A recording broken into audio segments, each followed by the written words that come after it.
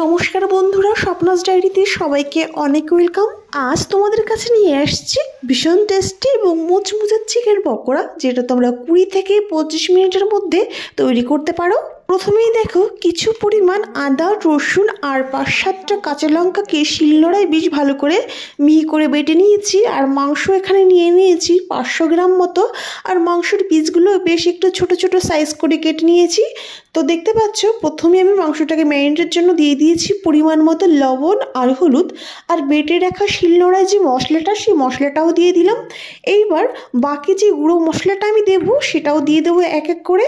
তো দেখতে পাচ্ছ, প্রথম দিয়ে দিলাম 1/2 চামচ ধনে, আর দিয়ে দেবো 1 চামচ মতো জিরে গুঁড়ো। এইবার দেবো সামান্য শুকনো লঙ্কার গুঁড়ো, তোমরা চাইলে নাও দিতে পারো। আর দিয়ে দেবো কিছুটা মিট মশলা দিলেও অনেকটা টেস্ট বেড়ে যায়। তো সব মশলাগুলো দিয়ে এইবার দিয়ে দেবো অল্প পরিমাণে লেবুর রসটা দিলে পরে না অনেকটা নরম হয় আর খেতেও তেমনি ভালো লাগে। লেবুর রসটা দিয়ে আর কুচিয়ে রাখা ধনে পাতাটাও আমি ছড়িয়ে দেবো। তো সব কিছুকে দেওয়ার পর বেশ ভালো করে আমি মিশিয়ে নেব। প্রথম আমি এই মশলাগুলো দিয়ে মিশিয়ে নিচ্ছি। তো দেখতে পাচ্ছ, বেশ ভালো করে আমি মিশিয়ে নিয়েছি। এবার এখানে অ্যাড করছি কিছুটা সর্ষের তেল। তেলটা দিয়ে ভালো করে মেখে নিলাম। ভালো করে মেখে নেওয়ার পর দিয়ে দেবো এখানে একটা ডিম।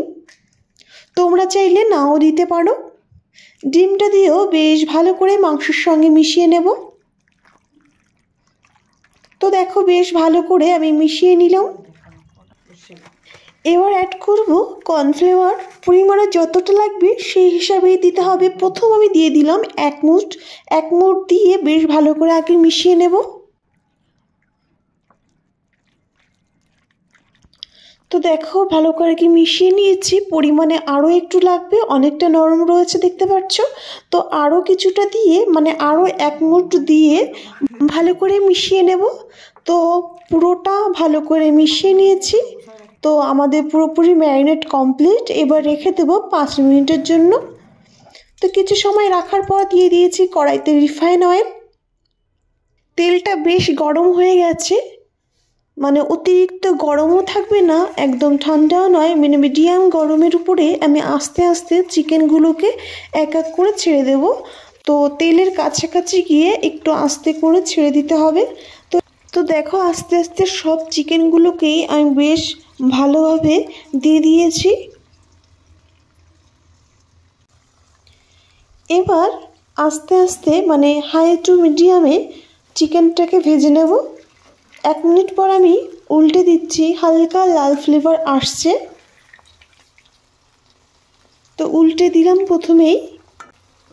এবার কিছু সময়ের জন্য আমি চিকেনটাকে একটু ঢেকে দিয়ে ভেজে নেব। তাহলে সিদ্ধও হয়ে যাবে, সঙ্গে ভাজাটাও হয়ে যাবে একসঙ্গে।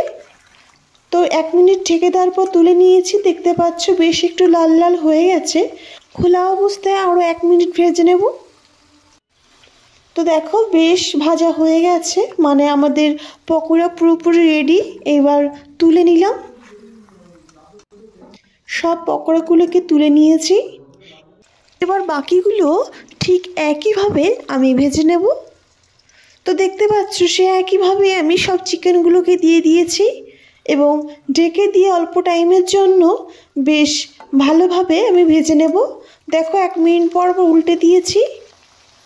বেশ লাল লাল হয়ে গেছে। আরও 2 মিনিট ভাবে ভেজে নিয়ে আমাদের চিকেনগুলো পুরোপুরি রেডি। এবার তুলে নেব। দেখতে পাচ্ছ কতটা লোভনীয় হয়েছে, খেতেও তেমনি টেস্ট হয়েছিল। তো বন্ধুরা, শীতের সন্ধ্যায় এইরকম রেসিপি অসাধারণ লাগে। তোমরা অবশ্যই ট্রাই করো। আর আমার ভিডিও ভালো লাগলে অবশ্যই একটা সাবস্ক্রাইব করো আর আমার পাশে থেকো।